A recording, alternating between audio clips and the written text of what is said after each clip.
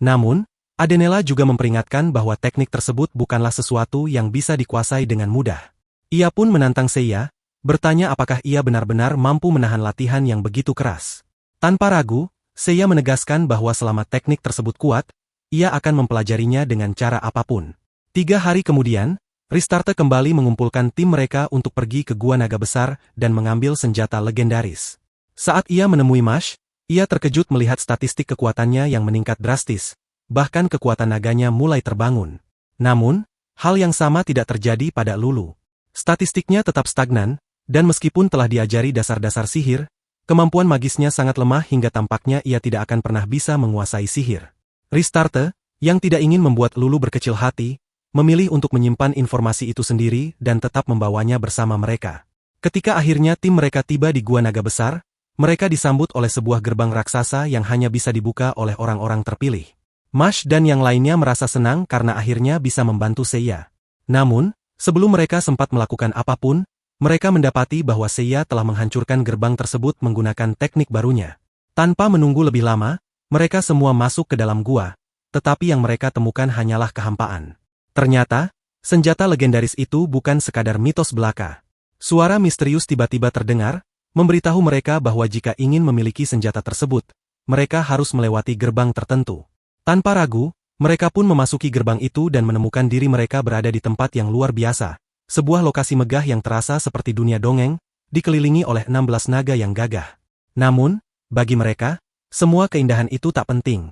Satu-satunya tujuan mereka adalah mendapatkan senjata legendaris itu. Mereka pun menuju ke pemimpin para naga, Levi, untuk menemuinya. Setibanya di sana, Levi mengucapkan terima kasih atas perjuangan mereka melawan bencana yang terus muncul di permukaan. Sebagai bentuk apresiasi, ia berjanji akan membantu mereka semampunya. Levi kemudian memanggil Mash dan melantunkan mantra sihir padanya, yang seketika membangkitkan kekuatan naganya. Statistik kekuatannya melonjak 10 kali lipat dalam sekejap. Melihat hal itu, Lulu merasa takjub dan menginginkan kekuatan yang sama. Namun, Levi mengatakan bahwa Lulu tidak membutuhkannya karena dalam waktu dekat ia akan menjadi pedang terkuat di dunia, pedang pembantai iblis. Pernyataan itu mengejutkan mereka semua. Mash langsung bertanya apa maksud dari ucapan tersebut. Levi pun menjelaskan bahwa untuk mendapatkan senjata legendaris itu, seseorang harus mengorbankan hidupnya, dan Lulu adalah orang yang terpilih untuk itu. Senjata tersebut merupakan pusaka suci yang diwarisi oleh klan mereka, satu-satunya alat yang dapat digunakan untuk membunuh Raja Iblis. Mash merasa terkejut dan marah mendengar hal tersebut. Ia menolak mentah-mentah gagasan untuk mengorbankan Lulu demi membunuh Raja Iblis. Namun, Levi menegaskan bahwa tidak ada pilihan lain. Kekuatan iblis terus menyebar dan menghancurkan dunia, menghabisi siapapun yang berani melawan. Kota-kota kecil yang mereka lihat masih aman hanya karena Raja Iblis menunggu sang pahlawan muncul. Sekarang setelah pahlawan itu telah datang, kehancuran dunia hanya tinggal menunggu waktu. Levi menegaskan bahwa mengorbankan Lulu adalah satu-satunya cara untuk mengalahkan Raja Iblis dan menyelamatkan dunia. Semua orang keluar dari ruangan Levi dengan hati yang berat. Kenyataan bahwa mereka harus mengorbankan Lulu demi keselamatan dunia membuat mereka putus asa. Ristarte berusaha menenangkan Lulu, namun Seiya, dengan nada dingin, mengatakan bahwa jika ini memang satu-satunya cara, maka mereka tidak bisa berbuat apa-apa. Kata-katanya membuat Lulu semakin sedih dan pergi begitu saja. Malam pun tiba, dan upacara pedang suci dimulai. Agar ritual ini berhasil, Lulu harus turun ke lubang tempat pedang itu akan terbentuk. Ia berdiri di tepi altar, dengan hati yang dipenuhi kesedihan. Lulu menyadari bahwa inilah akhir perjalanannya, namun ia berharap setidaknya pengorbanannya bisa membantu Seiya menyelamatkan dunia. Perlahan, ia semakin mendekati tepi jurang, bersiap untuk mengorbankan dirinya. Namun, tiba-tiba, Mash menghentikannya. Dengan suara lantang, ia menolak untuk membiarkan Lulu mati demi upacara itu. Para penjaga berusaha menahannya, tetapi ia terus berusaha menyelamatkan Lulu. Lulu sempat mengira bahwa ini adalah akhirnya, tetapi secara tak terduga, Seiya muncul dari belakang para penjaga, melumpuhkan mereka semua dalam sekejap.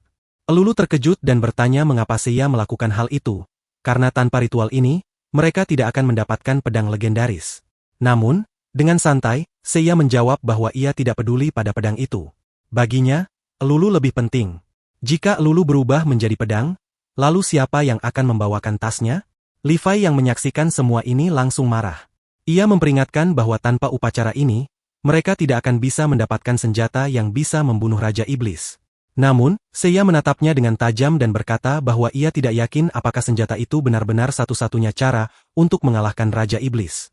Bahkan jika itu memang satu-satunya cara, Seiya tidak ingin membunuhnya. Jadi dia memutuskan untuk mencari cara lain untuk mengalahkan para iblis. Li Fai, yang mendengar keputusan itu, merasa sangat marah dan tidak bisa tinggal diam. Ia bersiap untuk turun tangan. Mash mencoba menghentikannya, tetapi justru terjatuh ke tanah bersama yang lainnya. Ristarte dan yang lain pun tidak bisa menggerakkan tubuh mereka sama sekali, seperti terkena efek lumpuh yang sangat kuat. Wajah mereka menunjukkan ekspresi bingung dan panik. Li Fai kemudian mengungkapkan bahwa dia telah mencampurkan obat bius ke dalam makanan mereka, memastikan bahwa tidak ada seorang pun yang bisa bergerak. Dia dengan penuh keyakinan memberi perintah kepada para prajurit untuk melanjutkan ritual demi mendapatkan senjata.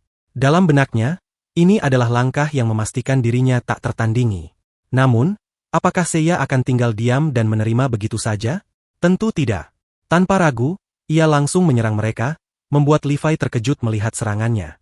Dengan nada heran, Li Fai menatap Seiya yang seharusnya juga terkena efek obat bius. Bagaimana mungkin dia tidak terpengaruh? Seiya menjelaskan bahwa dia sudah mengetahui rencana mereka sejak awal, jadi dia hanya berpura-pura makan agar bisa menipu mereka. Kini, giliran Li Fai yang jatuh dalam perangkap. Mendengar itu, Li Fai menjadi sangat marah. Tanpa membuang waktu, dia mengubah dirinya menjadi seekor naga raksasa, berniat menghabisi Seiya secepat mungkin. Saat Ristarte melihat statistik Li Fai, dia terpaku dalam ketakutan. Li Fai jauh lebih kuat dibandingkan musuh manapun yang pernah mereka hadapi sebelumnya. Dengan penuh percaya diri, Li Fai memperingatkan Seiya untuk menyerah karena pedang biasa tidak akan mampu mengalahkannya. Seiya, dengan tenang, hanya tersenyum dan mengatakan bahwa dia tidak berniat melawannya dengan pedang itu. Dari tasnya, ia mengeluarkan pedang pembunuh naga. Sebagai seseorang yang pernah mengunjungi klan naga, tentu saja dia telah bersiap untuk hal ini. Tanpa ragu, Li Fai langsung menyerang Lulu, tetapi Seiya berhasil menyelamatkannya tepat waktu. Amarah Li Fai semakin memuncak. Dia meyakinkan Seiya bahwa melindungi gadis itu darinya adalah hal yang mustahil karena dia sudah mempersiapkan segalanya dengan matang. Tiba-tiba, rasa sakit luar biasa menyerang Lulu. Dia berteriak kesakitan karena kalung di lehernya. Rupanya, Li Fai telah meletakkan kutukan pada kalung itu, dan dalam waktu 3 menit, kutukan tersebut akan membunuh Lulu.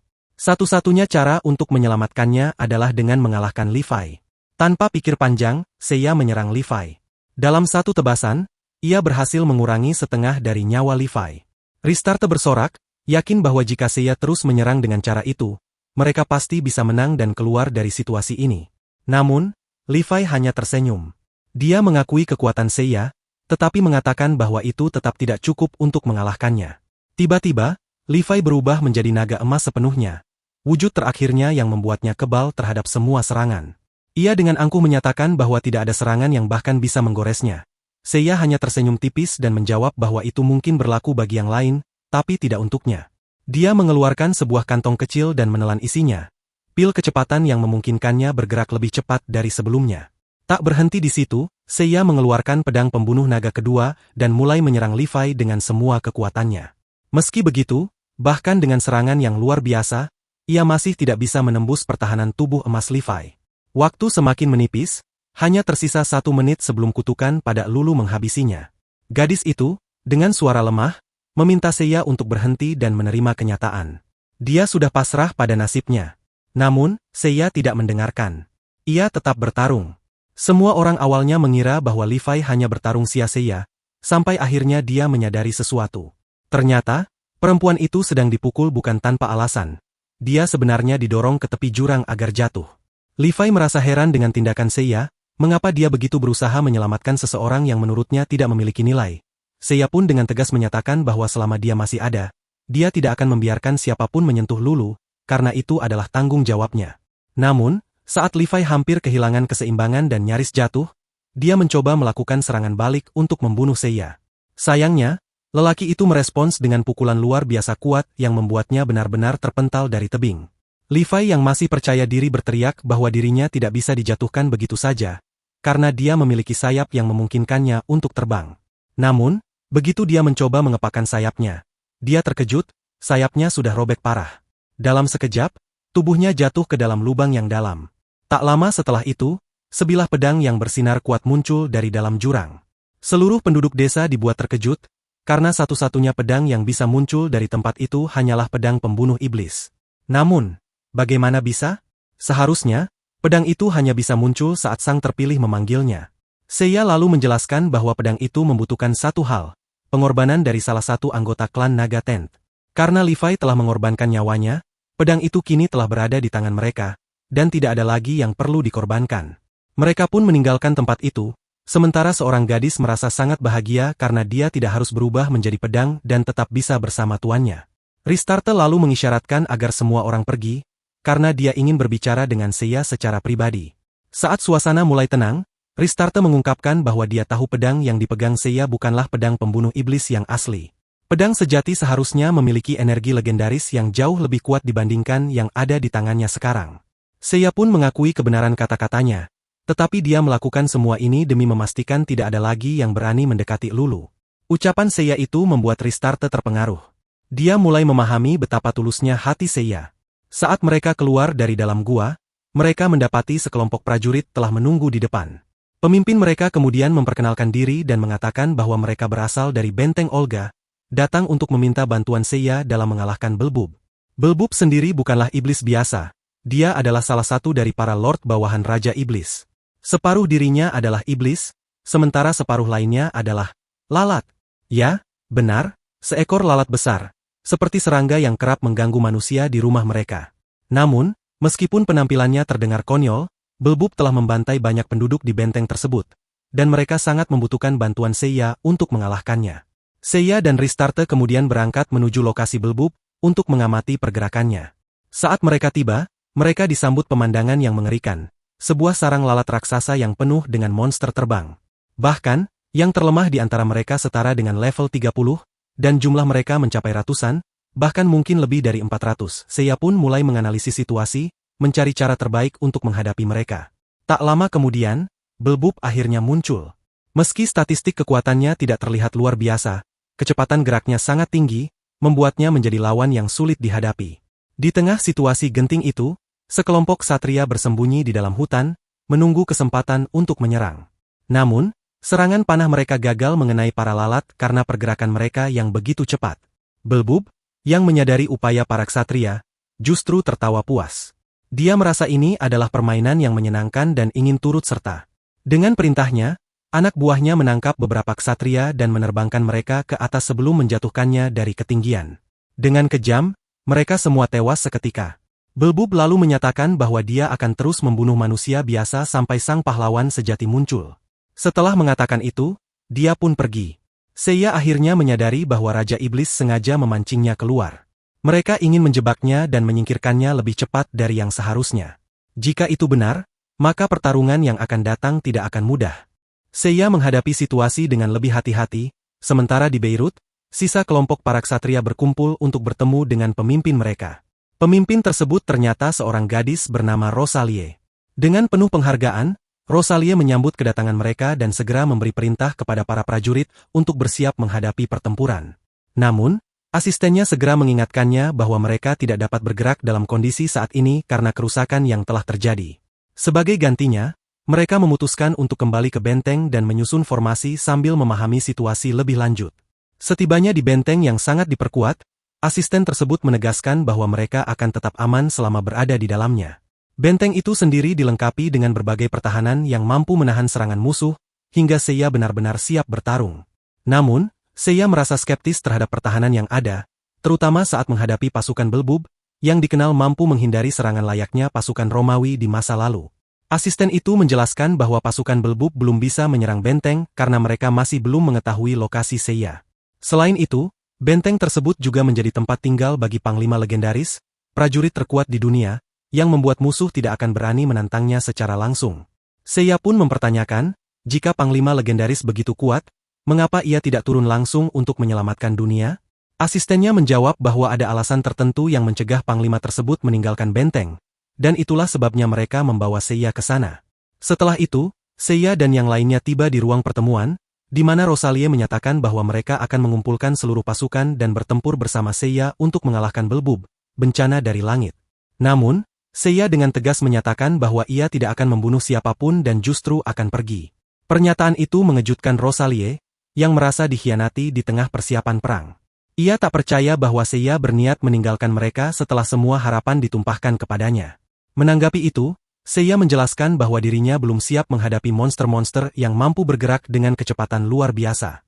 Oleh karena itu, ia memilih untuk berlatih terlebih dahulu hingga merasa cukup kuat untuk mengalahkan mereka.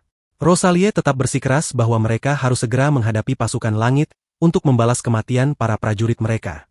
Namun, Seiya menyalahkan tindakan Rosalie yang gegabah, dengan menyatakan bahwa jika saja Rosalie tidak menyerang pasukan Belbup secara sembrono, mungkin para prajurit yang gugur masih bisa selamat.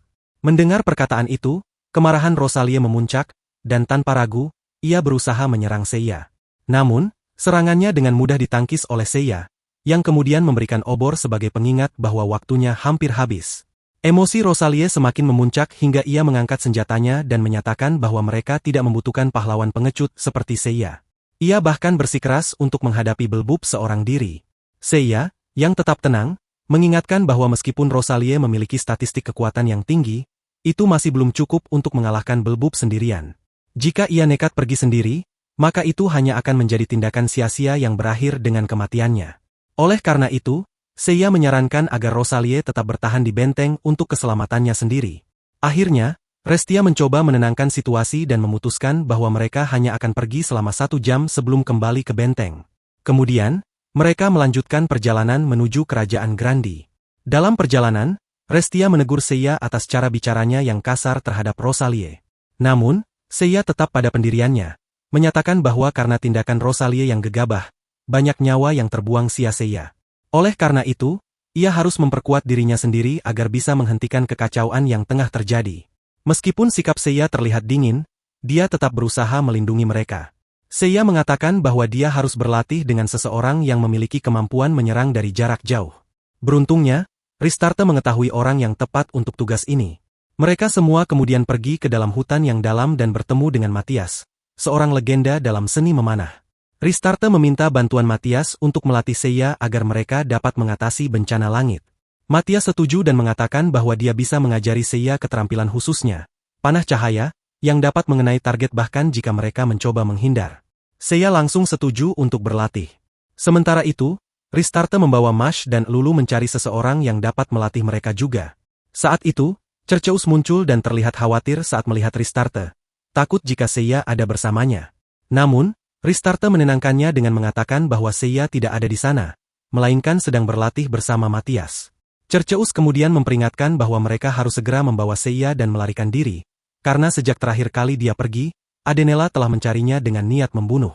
Mendengar itu, Ristarta mulai cemas dan segera pergi menemui Arya untuk meminta bantuannya. Arya meyakinkan Ristarta bahwa Adenela tidak akan berani menyentuh Seiya dan berjanji akan melatih Mash dan Lulu sampai latihan Seiya selesai. Ristarta berterima kasih padanya dan kemudian pergi ke kamar Adenela untuk berbicara dengannya. Namun, begitu tiba di sana, Adenela sudah menunggunya dengan ekspresi yang mengerikan. Adenela bertanya mengapa Ristarta datang, dan Ristarta hanya mengatakan bahwa dia ingin memastikan keadaannya. Tapi Adenela tampaknya tidak peduli dengan alasannya dan langsung bertanya apakah Seiya datang bersamanya, karena dia ingin berbicara dengan Seiya tentang sesuatu yang penting. Ristarta menjelaskan bahwa dia datang sendirian dan hanya ingin berterima kasih atas bantuan Adenela sebelumnya. Setelah itu, Ristarta kembali ke hutan dan memperingatkan Seiya agar tetap di sana agar tidak bertemu Adenela. Namun, sebelum Seiya sempat merespons, Adenela sudah berdiri di belakangnya dengan pedang terhunus, siap untuk bertarung. Adenela menatapnya tajam dan mengatakan bahwa dia tidak akan membiarkannya hidup setelah meninggalkannya begitu saja. Ristarta panik dan meminta Seiya melarikan diri, tetapi Seiya tetap tenang dan malah maju untuk menghadapi Adenela. Dengan suara dingin, Seiya menyuruh Adenela berhenti bertindak kekanak-kanakan dan menenangkan diri karena dia sedang berlatih. Ristarta semakin panik, menyadari betapa berbahayanya situasi ini, tetapi yang mengejutkan, Adenela tiba-tiba berhenti setelah mendengar kata-kata Seiya. Tanpa mengatakan apa-apa lagi, dia berbalik dan pergi. Ristarta pun keheranan dengan perubahan sikap Adenela yang begitu tiba-tiba. Beberapa hari kemudian, Ristarta kembali untuk melihat perkembangan Mash dan Lulu. Mash berhasil memperoleh keterampilan naga yang sempurna, sementara Lulu kini mampu mempercepat dan memperlambat apapun yang disentuhnya. Ristarta sangat senang karena mereka kini bisa membantu Seiya dalam pertempuran. Setelah semua persiapan selesai, mereka kembali ke kastil. Namun, setibanya di sana, Seorang asisten Rosalie memberitahu mereka bahwa Rosalie telah pergi menghadapi bencana langit sendirian. Seiya segera mengambil keputusan untuk menangani situasi tersebut dan membawa Ristarte serta yang lainnya ke lokasi pertempuran. Saat mereka tiba, Rosalie sudah mencoba menerobos sarang beruang untuk menghadapi Belbub. Seiya melihat peluang dalam situasi itu dan segera menyiapkan panah cahaya untuk menghabisi Belbub dalam satu serangan. Namun, dalam hitungan detik, Belbub berhasil menangkap Rosalie, membuat nyawanya dalam bahaya dan kesempatan Seiya untuk mengalahkannya pun hampir hilang. Seiya memberi perintah kepada Ristarte untuk segera menyelamatkan Rosalie dan mengalihkan perhatian Belbub sebisa mungkin. Setidaknya sampai Seiya bisa menyiapkan serangan yang cukup kuat untuk menghabisi Belbub sepenuhnya. Tanpa ragu, gadis itu langsung bergerak, mencoba sekuat tenaga membuat Belbub kehilangan fokus agar tidak menyerang Rosli. Namun, Belbub sudah merasakan ada sesuatu yang tidak beres. Dengan sigap, ia membawa Rosalie terbang ke ketinggian yang mustahil dijangkau siapapun. Semakin tinggi ia melayang di udara, semakin sulit untuk menyerangnya, bahkan panah sihir pun tak mampu menembus batas ketinggian tersebut. Meski begitu, Ristarte tidak menyerah pada rencana Seiya. Ia terus berusaha mengganggu Belbub, memberikan cukup waktu bagi Seiya untuk menyelesaikan persiapannya. Akhirnya, Seiya melepaskan serangan dengan panah cahaya yang telah ia persiapkan dengan matang. Namun, Belbub berhasil menghindarinya dengan kecepatan luar biasa. Saat itu, Rosalie hampir berhasil diselamatkan. Tetapi Belbub sudah menyadari niat Seiya. Dengan penuh percaya diri, ia menatap Seiya dan menyatakan bahwa dirinya adalah makhluk tercepat di langit. Tak ada seorang pun yang bisa menandingi kecepatannya. Belbub pun melancarkan serangan bertubi-tubi menggunakan hujan panah ke arah Seiya. Namun, Seiya mampu menghindarinya dengan mudah. Sayangnya, karena serangan itu, posisi Seiya akhirnya terungkap. Belbub pun memanfaatkannya untuk meluncur dengan kecepatan penuh, siap menghabisi Seiya dalam sekali tebasan. Namun, sesuatu yang tak terduga terjadi. Belbub tiba-tiba merasakan tubuhnya tertembus. Ya, Seiya berhasil mengenainya dengan teknik baru yang selama ini ia simpan sebagai kejutan terakhir. Dalam satu serangan telak, Belbub pun tumbang. Ristarte dan Rosalie yang menyaksikan kejadian itu tak bisa mempercayai apa yang baru saja terjadi. Bagaimana mungkin Seiya bisa menang dalam pertempuran yang tampaknya mustahil untuk dimenangkan? Setelah pertarungan berakhir, Rosalie mendekati Seiya dengan penuh penyesalan. Ia meminta maaf atas masalah yang ditimbulkannya dan ingin menebus kesalahannya dengan memberi informasi penting. Ia mengungkapkan bahwa di ujung hutan terdapat sebuah perisai legendaris yang mampu menahan kekuatan Raja Iblis. Jika mereka berhasil mendapatkannya, itu akan sangat membantu dalam pertempuran mendatang. Tanpa ragu, Seiya berterima kasih atas informasi tersebut dan segera berangkat bersama Ristarte dan yang lainnya menuju lokasi perisai. Namun, sesampainya di sana, mereka hanya menemukan reruntuhan. Tempat itu telah hancur sepenuhnya. Mereka berusaha mencari korban selamat yang mungkin bisa memberi petunjuk, tetapi semuanya telah musnah. Tiba-tiba, dari balik bayangan reruntuhan, muncul seorang kurcaci tua. Dengan nada penuh ejekan, ia menyambut mereka dan memperkenalkan dirinya sebagai Zou, bencana akhir zaman. Zou menatap mereka dengan senyuman licik, lalu mengumumkan bahwa karena ia telah muncul di hadapan mereka, itu berarti kematian mereka sudah pasti. Tanpa menunggu lama, ia memanggil salah satu monster terkuatnya. Dari tubuh monster itu, perisai legendaris yang mereka cari perlahan muncul. Namun, yang mereka saksikan hanyalah kepingan-kepingan logam yang telah hancur, tak lagi memiliki daya guna. Mereka pun menyadari bahwa kini mereka telah kehilangan satu-satunya senjata yang bisa melawan Raja Iblis. Harapan perlahan memudar, dan situasi menjadi semakin mustahil. Seiya hanya bisa menatap kehancuran di sekelilingnya, sementara Bal mulai melafalkan mantra misterius.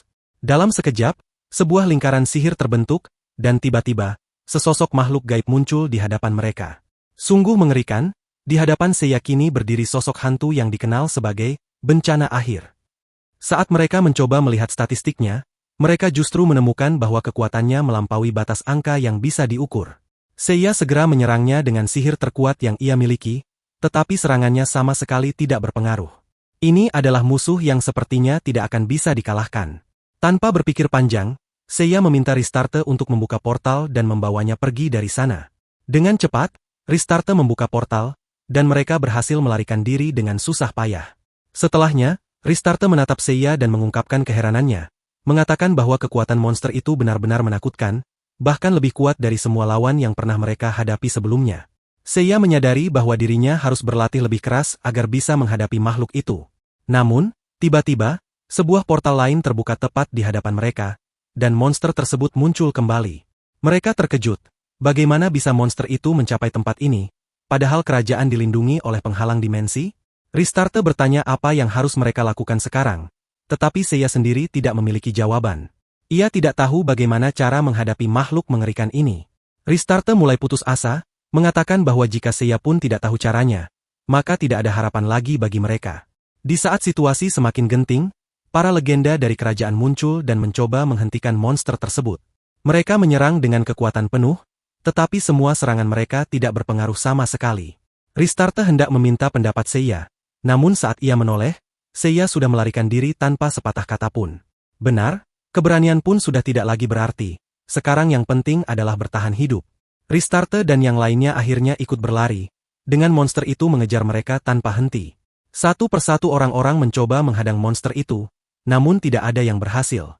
Seiya akhirnya mencapai seorang gadis bernama Adenela dan memintanya untuk menghentikan monster itu, dengan imbalan apapun yang diinginkannya. Adenela merasa senang dan maju menghadapi monster tersebut dengan pedang abadinya. Namun, bahkan salah satu petarung terkuat di kerajaan tidak mampu berdiri melawan bencana akhir. Dalam situasi seperti ini, Seiya menyadari bahwa mereka hanya punya satu pilihan, pergi ke orang terkuat di kerajaan. Mereka semua berlari sampai akhirnya tiba di hadapan Valkyrie, sang legenda kehancuran. Ketika monster itu mendekati Seiya, ia dengan tenang menunggu hingga serangan dilancarkan, lalu menghindar dengan sempurna, membuat serangan itu menghantam lukisan milik Valkyrie. Saat lukisan itu hancur, kemarahan Valkyrie meledak. Ia menyerang monster itu dengan seluruh kekuatannya, tetapi serangannya tetap tidak cukup. Menyadari bahwa teknik biasa tidak ada gunanya, Valkyrie akhirnya memutuskan untuk menggunakan jurus terkuatnya. Dalam sekejap, ia menciptakan sangkar besi dan menjebak monster tersebut di dalamnya, lalu menghancurkannya sepenuhnya. Meski teknik itu mampu mengalahkan monster tersebut, efek sampingnya sangat fatal. Valkyrie mengalami luka yang sangat parah akibat serangan tersebut. Seiya, yang kagum dengan teknik itu, meminta Valkyrie untuk mengajarkannya. Namun, Valkyrie menjelaskan bahwa teknik itu bukanlah sesuatu yang bisa digunakan sembarangan, karena untuk mengaktifkannya, nyawa pengguna harus dikorbankan demi mengalahkan musuh. Bahkan dirinya sendiri hampir tidak selamat setelah menggunakannya. Kemampuan yang dimilikinya ternyata tidak sanggup menahan reaksi dari keterampilan itu. Jika dia mencoba menggunakannya, sudah pasti nyawanya akan melayang tanpa keraguan. Saat itu, siapa memberitahunya bahwa dia datang untuk menyelamatkan dunia dan siap menanggung pelatihan yang diberikan. Setelahnya, Ristarte memutuskan untuk beristirahat setelah semua yang terjadi hari ini. Namun, tak lama kemudian, Cerceus datang menemuinya dan memberitahu bahwa Istar ingin bertemu dengannya. Sesampainya di hadapan Istar, sang dewi menyampaikan kabar serius. Pasukan Raja Iblis telah berkumpul di perbatasan Benteng Olga dan akan segera melancarkan serangan besar-besaran. Persiapan harus segera dilakukan untuk menahan gempuran tersebut, karena setelah itu mereka akan berhadapan langsung dengan sang Raja Iblis. Ristarte berterima kasih kepada Istar atas informasi tersebut dan mulai mempersiapkan diri untuk pertempuran mendatang. 2 hari kemudian, Ristarte pergi untuk melihat perkembangan Mash dan Lulu, dan ia mendapati bahwa kekuatan mereka telah meningkat secara signifikan. Dengan level yang telah mereka capai saat ini, mereka pasti sudah cukup kuat untuk menghadapi pasukan Raja Iblis. Setelah latihan selesai, mereka segera pergi menemui Seiya untuk kembali ke Benteng Olga. Namun, kali ini Ristarte merasa cemas, karena Seiya tidak mengatakan bahwa dirinya telah sepenuhnya siap, berbeda dari biasanya. Begitu mereka tiba di benteng, suasana semakin tegang. Pasukan Raja Iblis sudah berada di perbatasan, dan kedua belah pihak tampak bersiaga penuh. Tak lama, pemimpin pasukan Iblis muncul dan menandai dimulainya pertempuran. Ristarte segera menganalisis statistik musuh dan menyadari bahwa kekuatannya sangat luar biasa. Dia pun meminta Seiya untuk membantu pasukan benteng dalam menghadapi Iblis tersebut. Namun, Seiya hanya menjawab dengan tenang bahwa mereka tidak memerlukan bantuannya, selama dia masih ada. Ristarte kebingungan dan bertanya siapa yang dimaksud Seiya.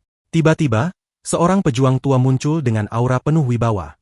Dengan keberanian yang luar biasa, ia melangkah ke medan perang untuk menghadapi pemimpin pasukan Iblis. Hanya dengan satu ayunan pedangnya, lawannya langsung hancur berkeping-keping dalam hitungan detik. Melihat kekuatan yang mengerikan itu, pasukan Iblis segera melarikan diri. Namun, tak ada tempat untuk bersembunyi. Pejuang itu mengayunkan pedang cahaya agung miliknya dan melenyapkan mereka dalam sekejap. Kemenangan pun diraih oleh pasukan Seiya, tetapi satu pertanyaan besar muncul. Siapakah sebenarnya prajurit legendaris yang memiliki kekuatan mengerikan itu? Tak lain dan tak bukan, dialah sang panglima perang legendaris, manusia terkuat di dunia. Ristarte segera memeriksa statistiknya dan mendapati bahwa kekuatannya benar-benar luar biasa, bahkan nyaris setara dengan Seiya. Setelah itu, Sang Panglima Perang mengucapkan terima kasih kepada Ristarte dan yang lainnya atas perlindungan mereka terhadap kota. Kagum dengan kekuatannya, Ristarte pun mengajaknya untuk bergabung dalam pertempuran melawan Raja Iblis. Namun, tiba-tiba, Sang Panglima mengalami kelelahan luar biasa dan jatuh pingsan. Ristarte segera mendekatinya untuk melihat apa yang terjadi. Tetapi betapa terkejutnya dia saat mendapati bahwa tubuh Sang Panglima Perang telah berubah menjadi seorang anak kecil. Di saat yang sama, Rosalie datang dan langsung membawa anak itu. Ternyata dia adalah ayahnya. Ristarte pun bertanya mengapa dia berubah seperti itu setelah mengalahkan pasukan iblis. Rosalie menjelaskan bahwa ini adalah efek dari menggunakan kekuatan penuh Sang Panglima Perang. Ristarte merasa semakin penasaran dan meminta penjelasan lebih lanjut. Rosalie pun mengatakan bahwa jika ingin mengetahui kebenaran sepenuhnya, Ristarte harus menemuinya di benteng. Sesampainya di sana, Rosalie langsung menanyakan keberadaan perisai legendaris yang pernah ia sebutkan sebelumnya. Namun, jawaban Seiya membuatnya terkejut. Perisai itu telah dihancurkan oleh bencana akhir. Mendengar hal itu, Rosalie terlihat sangat kecewa, karena itu adalah satu-satunya harapan untuk menyelamatkan ayahnya. Sang Panglima Perang bertempur melawan pasukan iblis, hingga akhirnya berhasil mencapai kastil mereka untuk menghabisi Sang Raja Iblis. Namun, ketika para penyihir dan Rosalie datang untuk membantunya, mereka dikejutkan oleh fakta bahwa sebelum mencapai gerbang kastil, tubuhnya tiba-tiba berubah menjadi seorang anak kecil. Rosalie dan para penyihir berusaha menyembuhkannya, tetapi usaha mereka sia-sia. Ternyata, ada kutukan kuat yang tertanam dalam jiwanya, yang secara otomatis mengubahnya menjadi anak kecil setiap kali ia mengerahkan seluruh kekuatannya. Karena itulah, mereka sangat membutuhkan perisai legendaris untuk menghilangkan kutukan tersebut. Namun, Seiya bersikeras bahwa ia tidak memerlukan bantuan siapapun untuk melawan Raja Iblis. Baginya, yang lebih penting adalah melindungi penduduk kerajaan. Setelah itu, Seiya dan rekan-rekannya pergi menemui Sang Panglima Perang. Pada saat itu, tubuhnya telah kembali ke bentuk aslinya. Namun, ia mengaku tidak mengingat apapun setelah berhasil mengalahkan pasukan iblis. Meskipun keinginannya untuk bertarung melawan Raja Iblis tetap ada, Seiya menolaknya, mengatakan bahwa kehadirannya hanya akan menjadi beban dalam pertarungan. Meskipun kesal dengan perkataan Seiya, Sang Panglima Perang menyadari bahwa ucapannya memang benar. Karena itu, ia memutuskan untuk tetap tinggal dan melindungi kastil, menyerahkan semua pertarungan kepada Seiya. Tiba-tiba, seorang penjaga datang dengan wajah panik, memberitahu bahwa pasukan Raja Iblis telah kembali dengan jumlah yang lebih besar, tampak siap untuk menyerang kastil. Sang Panglima Perang bersiap untuk menghadapi mereka, tetapi Seiya menghentikannya dan menyatakan bahwa ia akan menangani masalah itu sendiri. Bersama Lulu, ia pun pergi meninggalkan tempat tersebut. Sementara itu, Ristarte berjalan-jalan bersama Sang Panglima Perang, yang kemudian mengatakan bahwa ia adalah seseorang yang sangat istimewa. Tidak seperti manusia biasa, legenda dan para pahlawan tidak akan benar-benar mati jika sesuatu terjadi pada mereka di dunia ini.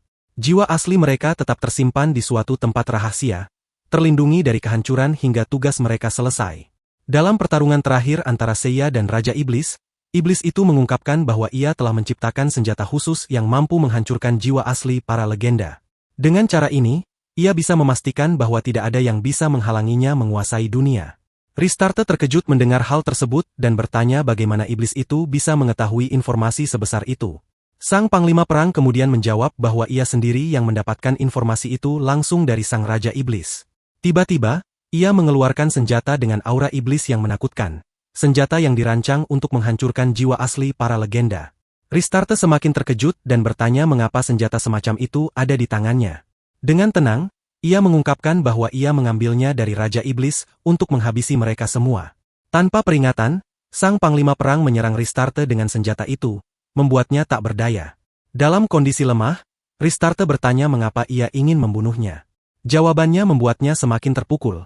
Ia melakukan itu untuk membuktikan kesetiaannya kepada Raja Iblis. Setelah melihat kekuatan penuh Sang Raja Iblis dalam pertarungan terakhir, ia menyadari bahwa mustahil mengalahkannya. Karena itu, ia memilih untuk bekerja sama demi menyelamatkan kerajaannya dari kehancuran. Saat serangannya hampir mengenai Ristarte, tiba-tiba Seiya muncul di saat yang tepat dan menyelamatkannya. Sang Panglima Perang terkejut dan bertanya bagaimana Seiya tahu bahwa ia akan berkhianat. Seiya menjawab dengan tenang bahwa ceritanya tidak masuk akal. Bagaimana mungkin Raja Iblis membiarkan seseorang sekuat dirinya tetap hidup? Satu-satunya alasan dia meninggalkanmu adalah karena dia memutuskan untuk memanfaatkanmu sebagai alat untuk menghancurkan telur putih milik Raja Perang. Setelah semuanya terbongkar, Raja Perang menatap Seiya dan berkata bahwa tidak ada alasan lagi untuk menunda. Tanpa ragu, dia mengambil sebuah butir telur dan langsung melahapnya. Seketika, energi dahsyat menggelegar dari tubuhnya, meningkatkan kekuatannya secara luar biasa. Dengan penuh kesombongan, dia langsung menerjang Seiya tanpa berpikir panjang, menyebabkan luka parah padanya. Menyadari situasi yang semakin gawat, Seiya terpaksa menghadapi keadaan dengan lebih serius. Dia mulai melepaskan sebagian dari persenjataannya untuk mengurangi beban tubuhnya, memungkinkan dirinya bertarung dengan lebih gesit melawan Raja Perang. Tanpa ragu, dia mengeluarkan senjata terkuatnya, mengaktifkannya sepenuhnya, lalu menyerang tanpa henti. Di sisi lain, Raja Perang juga menyerang dengan brutal, tidak memberi celah sedikit pun. Pertempuran berlangsung dengan kecepatan yang begitu luar biasa, hingga Ristarthe bahkan tidak bisa melihat gerakan mereka dengan jelas. Dalam pertarungan sengit itu, Raja Perang terus memuji Seiya, mengakui bahwa kemampuannya jauh lebih hebat dari yang dia perkirakan. Namun, dia juga memperingatkan bahwa saatnya telah tiba untuk menghabisinya. Tanpa peringatan, Raja Perang melancarkan serangan fatal dan menebas lengan Seiya, membuatnya jatuh tersungkur di tanah, tak berdaya akibat kehilangan banyak darah. Melihat celah ini, Raja Perang bersiap untuk memberikan serangan terakhir. Namun, Seiya tidak berniat menyerah begitu saja. Dengan sekuat tenaga, dia mengayunkan pedangnya yang lain dan berhasil menebas lengan Raja Perang. Meski terluka, Raja Perang tetap menyerang dengan tangan yang tersisa untuk menghabisi Seiya. Namun, pertarungan telah mencapai akhirnya. Dengan pedang api miliknya, Seiya menebas Raja Perang hingga benar-benar tumbang. Kemenangan pun berpihak pada Seiya. Sementara itu, Ristarthe segera menggunakan kekuatannya untuk menyembuhkan luka Seiya yang parah. Di saat yang sama, Seiya meminta agar Ristarthe juga menyembuhkan Raja Perang yang sekarat dan meminta Rosalie untuk menemuinya sebelum ajal menjemputnya. Namun, Rosalie menolak dengan marah, mengatakan bahwa pria itu bukan ayahnya. Baginya, dia hanyalah seorang pengkhianat yang menyerahkan dirinya kepada Raja Iblis. Meskipun telah banyak menyengsarakan Manu Seiya. Seiya pun memberinya sebuah obor kecil, menyuruhnya untuk tidak membiarkan amarah menguasai hatinya. Dia mengingatkan bahwa seseorang hanya bisa dihakimi ketika dia masih hidup, sehingga Rosalie harus memanfaatkan sisa waktu yang ada untuk berbicara dengannya. Mendengar itu, Raja Perang akhirnya mengakui kesalahannya dan meminta maaf kepada putrinya. Dia menjelaskan bahwa semua yang dia lakukan hanyalah demi melindunginya, begitu pula rakyat di kastilnya. Dia tidak pernah menginginkan akhir seperti ini. Mendengar kata-kata tersebut, hati Rosalie luluh. Dengan mata berkaca-kaca, dia akhirnya mendekati ayahnya dan mengucapkan perpisahan terakhir. Tak lama setelah itu, Raja Perang menghembuskan napas terakhirnya. 2 hari berlalu sejak pertempuran besar itu. Rosalie secara resmi mengumumkan kematian Raja Perang dan, karena usianya yang cukup matang, dia mengambil alih tanggung jawab sebagai pemimpin kastil. Sementara itu, Seiya menghabiskan waktu untuk memulihkan luka-lukanya dari pertempuran terakhir. Setelah pulih, dia mengungkapkan rasa terima kasihnya kepada semua orang yang telah membantunya dalam perjalanannya. Dia kemudian mengusulkan agar mereka menikmati waktu sejenak di kota sebelum menghadapi Raja Iblis. Mendengar itu, semua orang merasa senang dan bergegas menuju kota untuk bersenang-senang. Namun, ketika mereka kembali, Seiya menghilang tanpa jejak. Ristarthe mencari di setiap sudut, tetapi tidak menemukannya dimanapun. Kecemasan mulai menguasai dirinya. Apakah Seiya telah melakukan sesuatu yang berbahaya? Tanpa berpikir panjang, dia segera pergi menemui Istar untuk meminta bantuan. Saat mereka akhirnya bertemu dengan Istar di pohon suci kerajaan, jawaban yang mereka terima begitu mengejutkan. Istar mengungkapkan bahwa begitu mereka lengah, Seiya telah pergi sendirian untuk menghadapi Raja Iblis. Ristarthe merasa tidak masuk akal, karena menurutnya tidak mungkin Seiya melakukan tindakan sembrono seperti itu. Biasanya, Seiya selalu sangat berhati-hati sebelum menghabisi seseorang. Selain itu, Raja Iblis memiliki senjata yang mampu menghancurkan jiwa asli, yang berarti Seiya bisa berada dalam bahaya besar dan lenyap selamanya. Namun, Istar menjelaskan bahwa justru karena alasan itulah Seiya memilih untuk menghadapi Raja Iblis sendirian. Dia ingin memastikan bahwa tidak ada seorang pun di antara mereka yang akan terluka. Ristarthe tetap tidak percaya dan bersikeras bahwa Seiya adalah seseorang yang dingin dan tidak peduli pada siapapun. Jadi tidak mungkin dia melakukan sesuatu seperti ini. Istar pun menjelaskan bahwa itulah yang Ristarthe pikirkan selama ini. Tetapi dalam beberapa waktu terakhir, Seiya telah berusaha melindungi mereka sebisa mungkin. Cara dia bersikap selama ini bukan tanpa alasan. Mendengar itu, Ristarte mulai mempertanyakan mengapa Seiya tidak melakukan pelatihan seperti sebelumnya untuk meningkatkan kekuatannya sebelum bertarung. Istar pun mengungkapkan kebenaran yang selama ini tersembunyi. Seiya sebenarnya telah mencapai batas tertinggi dari kemampuannya, bahkan sebelum dia memasuki klan naga. Selama beberapa waktu terakhir, dia memang mencoba untuk meningkatkan kekuatannya, tetapi semua usahanya tidak membuahkan hasil. Oleh karena itu, dia memutuskan untuk mempelajari teknik Valkyrie dan kini bertarung melawan Raja Iblis seorang diri demi menyelamatkan dunia. Bahkan jika dia harus mati, itu bukan masalah baginya.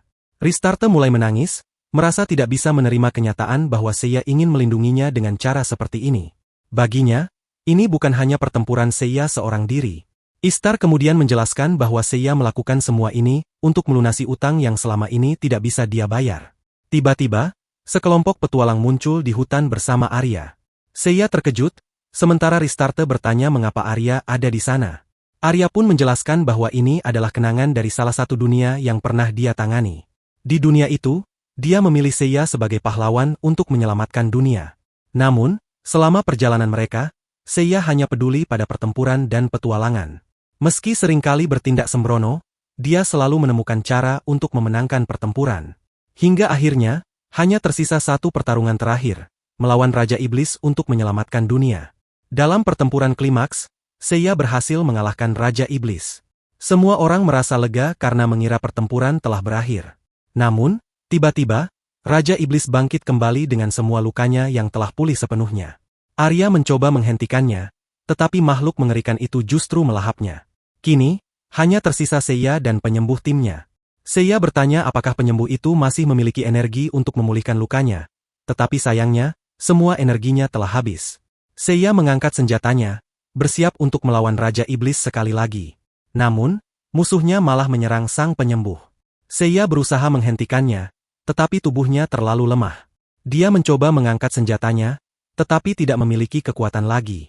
Dengan air mata yang terus mengalir, dia menyadari bahwa seluruh timnya telah mati karena dirinya, dan dia tidak tahu harus berbuat apa. Arya akhirnya menghentikan kenangan memilukan itu dan mulai menyalahkan dirinya sendiri. Jika saja mereka mengumpulkan lebih banyak informasi sebelumnya, mereka mungkin bisa mengalahkan Raja Iblis dan menyelamatkan dunia. Saat itulah Ristarte benar-benar hancur dalam tangisannya. Dia tidak bisa memahami mengapa semua ini harus terjadi. Karena pengorbanan yang telah dia lakukan dan apa yang telah terjadi di dunianya, Arya akhirnya menjadi legenda penyembuhan dan kehilangan semua ingatannya tentang dunia itu. Akhirnya, Ristarte mengetahui segalanya tentang Seiya. Ia pun menyadari bahwa alasan Seiya bersikap keras padanya bukan karena kebencian, melainkan karena ia tak ingin tragedi masa lalu terulang kembali. Setelah memahami semuanya, Ristarte memutuskan untuk pergi membantu Seiya dalam pertempuran. Ia merasa tidak bisa meninggalkannya begitu saja setelah semua yang terjadi. Arya mencoba menghentikannya, namun Ristarte tetap teguh pada keputusannya. Dengan bantuan Vashura, sebuah gerbang menuju tempat Raja Iblis terbuka, memungkinkan Ristarte untuk segera menuju ke sana. Setibanya di lokasi, ia mendapati Seiya tengah bertarung sengit melawan Raja Iblis dengan seluruh kemampuannya. Namun, serangan Seiya tampaknya belum cukup untuk mengalahkan musuhnya. Dalam keputusasaan, Seiya terpaksa menggunakan teknik Valkyria, yang mulai mengiris tubuh Raja Iblis tanpa ampun. Teknik itu hampir saja menghabisinya, tetapi Raja Iblis tetap berusaha bertahan dan menolak untuk mati. Melihat hal itu, Seiya menghunus pedang dunia bawah dan menancapkannya tepat di kepala Raja Iblis. Dengan serangan terakhir itu, akhirnya pertempuran pun berakhir. Namun, akibat penggunaan teknik yang luar biasa itu, tubuh Seiya mulai mengalami pendarahan hebat dari seluruh tubuhnya. Ristarte bergegas mencoba menyembuhkannya, tetapi usahanya tidak cukup. Dalam keputusasaan, ia memutuskan untuk menggunakan seluruh kekuatannya demi menyelamatkan Seiya. Di detik-detik terakhir, Ristarte berhasil mengembalikan Seiya dari ambang kematian. Kegembiraan menyelimuti semua orang karena perang akhirnya berakhir, dan mereka bersiap untuk kembali ke tempat asal mereka. Namun, tiba-tiba sebuah gerbang terbuka, dan Raja Iblis muncul kembali. Dengan penuh amarah, ia menyatakan bahwa dirinya tidak akan pergi sendirian, mereka semua akan ikut bersamanya. Seketika, ia menciptakan bola energi besar yang mampu menghancurkan seluruh planet. Melihat serangan itu, Ristarte merasa putus asa, berpikir bahwa ini mungkin adalah akhir dari segalanya. Namun, Seiya tidak bisa menerima takdir seperti itu. Dengan tekad bulat, ia sekali lagi menggunakan teknik yang sama untuk menghabisi Raja Iblis. Sang Raja Iblis mencoba melarikan diri dari serangan itu, tetapi Seiya yang jauh lebih kuat tidak memberinya kesempatan. Dengan pukulan terakhirnya, Raja Iblis benar-benar lenyap dari dunia ini, memastikan bahwa ancaman itu telah berakhir sepenuhnya. Namun, saat semuanya tampak selesai, teknik itu berbicara kepada Seiya dan mengingatkannya bahwa ia telah menggunakan Hakim Kematian 2 kali. Kini, ia harus membayar harganya. Tubuhnya mulai hancur dengan cepat. Ristarte kembali mencoba menyembuhkannya dengan segenap kekuatannya, tetapi tidak ada yang bisa ia lakukan. Seiya menghentikannya, mengatakan bahwa tidak perlu mencoba lebih jauh. Untuk pertama kalinya, ia merasa berhasil melindunginya. Setelah mengatakan itu, tubuhnya benar-benar menghilang, meninggalkan Ristarte dalam keterpurukan. Gadis itu menangis histeris, tak mampu menerima kepergian Seiya. Dengan begitu, kisah legendaris Seiya berakhir. Sebuah kisah yang akan diceritakan selama ratusan tahun ke depan. Setelah segalanya berakhir, Ristarte berpamitan kepada semua orang. Dengan berakhirnya ancaman Raja Iblis, dunia akhirnya terselamatkan. Semua orang berterima kasih atas bantuannya dan berjanji untuk selalu mengingatnya. Namun, meskipun telah menyelamatkan dunia, Ristarte merasa kehilangan yang begitu mendalam. Tanpa Seiya, segalanya terasa kosong. Kesedihannya terus berlanjut hingga suatu hari, Arya datang membawakan kabar bahwa Ishtar mencarinya. Ada hal penting yang harus disampaikan. Saat bertemu Ishtar, Ristarte diberitahu bahwa ia telah melanggar aturan kerajaan ilahi. Sebagai hukumannya, ia harus pergi untuk menyelamatkan dunia dari kategori SS, sebuah dunia yang telah hancur dan tampaknya mustahil untuk diselamatkan. Mendengar hal itu, Arya merasa tidak percaya dan mengatakan bahwa misi itu mustahil. Namun, Ishtar memiliki rencana lain. Ia memberikan Ristarte kartu pahlawan yang akan membantunya dalam misi ini. Dan saat Ristarte melihatnya, ia segera mengenali nama yang tertera di sana. Tidak ada yang lain, pahlawan itu adalah Seiya. Ia adalah satu-satunya yang bisa menyelamatkan dunia itu. Dengan penuh kebahagiaan dan harapan baru, Ristarte menerima takdir barunya dan bersiap memulai petualangan yang berikutnya.